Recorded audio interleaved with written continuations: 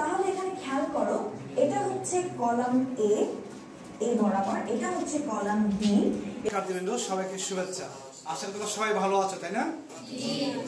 আজকে এই মাল্টিমিডিয়া ক্লাসে তোমাদেরকে একটি গুরুত্বপূর্ণ একটি কন্টেন্ট দেখাবো।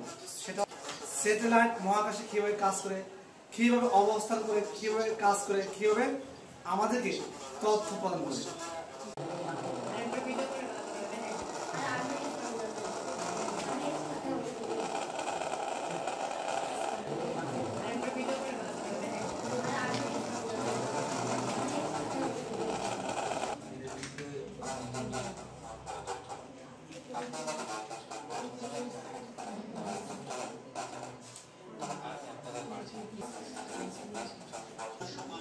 জি আপনি